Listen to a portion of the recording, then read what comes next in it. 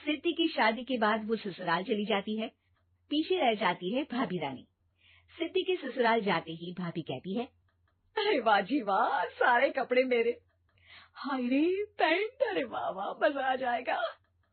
अरे ये सिद्धि की अलमारी के सामने खड़े होकर क्या बड़बड़ा रही है? जाकर देख मेहमानों को विदाई की मिठाई मिली कि नहीं। अब हाँ हाँ माँ जी, क्यों नहीं, लेकिन पहले कपड़े तो बदल लूं। अब रानी आ जाती है सिद्धि के उन कपड़ों में जो वो ससुराल जाने से पहले घर छोड़ जाती है। अरे रानी, कुछ दिन रुक जाती। अरे ये तो सिद्धि बिटिया को मैंने ही दिया था, बड़ा ही फबता था उस पर, तुझ पर तो कुछ खास नहीं लग रहा। अब वो ना मेरे सारे कपड़े गीले थे तो सोचा पहन लूं। वैसे भी सिद्धि को कौन सा दिन पुराने आउटडेटेड कपड़ों को पहनना है। वैसे भी ये सूट तो मैंने तभी पहना था, वैसे खास है भी नहीं ये। हाँ हाँ ठीक है, लेकिन ना मेरी सिद्धि पर तो जमता था। सारे मेहमान चले जाते हैं और सिद्धि ससुराल से मायके पहली बार आती है।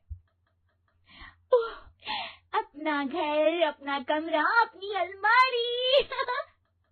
ये बोलकर जैसे ही सिद्धि अलमारी खोलती है तो सामने उसके कपड़ों की जगह कुछ और ही रखा होता है।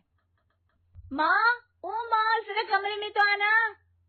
सास और रानी वहां पहुंच जाते हैं। रानी ने पहनी होती है सिद्धि की जींस और टी शर्ट। अरे भाभी, ये क्या? ये तो मेरी बड़ी ही महंगी टी शर्ट है, इसे आपने घर में क्यों पहनी है? अरे बहुत मिलती है दीदी ये चौक की मार्केट में, 150 में। ओ भाभी प्लीज, ये एरोपोस्टल है, 2000 की एक टी शर्ट। ओह, 2000 में तो दीदी 4 साड़ी आ जाए। अब क्या बोलूं? भाभी, ये मेरी अलमारी में छोटू के कपड़े, तो मेरे कपड़े कहाँ हैं? मेरी अलमारी में? अब दीदी आपको कौन से पुराने कपड़े पहनने थे? माना भाभी, लेकिन मैं जब घर आती तो यही सब पहनती ना। अरे तुम तो बड़ी कंजूस हो दीदी। खैर वक्त आता है जब सिद्धि ससुराल के लिए रवाना हो रही होती है। अरे रानी, अंदर से सिद्धि का गिफ्ट ले आ, लड़की पहली बार ससुराल से मायके आई है।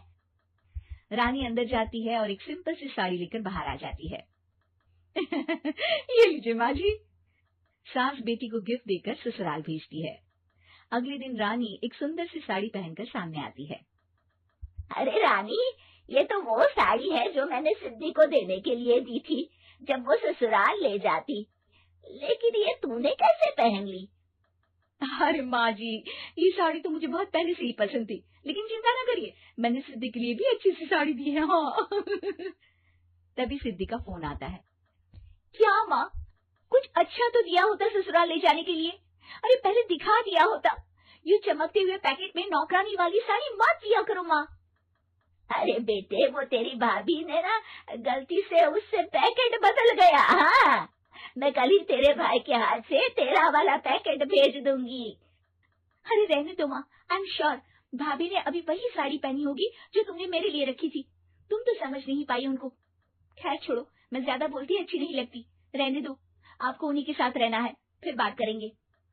सास को रानी पर गुस्सा आ जाता है। वो उसके कमरे में जाती है जहाँ वो शादी का एल्बम देख रही होती है।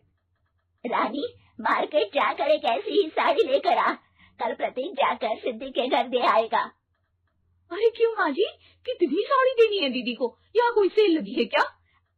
अरे चुप कर, मेरे बेटी के हिस्से की साड़ी खुद पहन ली, अब ज्यादा ज्ञान बांट रही है। एक दिन सिद्धि का फोन आता है। माँ, मेरी सास ने आप सबको खाने पर बुलाया है। सारे लोग सिद्धि के ससुराल पहुँचते हैं। खाना खाकर वो लोग निकल रहे होते हैं कि सिद्धि की सास सभी को गिफ्ट देती है। अरे बहन जी, बेटी के घर का खाना खा लिया, यही बहुत है, जो आप ऊपर से गिफ्ट भी दे रही है। अरे बहन जी, आप भी कहाँ इन बातों पर विश्वास कर रही है। सास सभी को गिफ्ट देती है, लेकिन रानी को जो साड़ी देती है वो अजीब सी हरे रंग की, लाल रंग की बड़ी छाप वाली होती है। अरे छी, ये कौन पहनेगा? सासू माँ को तो जरी वाली इतनी सुंदर, और मेरे लिए ये नौकरानी वाली। अरे भाभी, दरअसल मैं जब भी घर आती थी आप वापसी में ऐसी ही साड़ी देती थी ना, तो माँ ने सोचा कि आपको आपकी पसंद की ही साड़ी क्यों ना दी जाए। बेचारी रानी, बोलती भी तो क्या।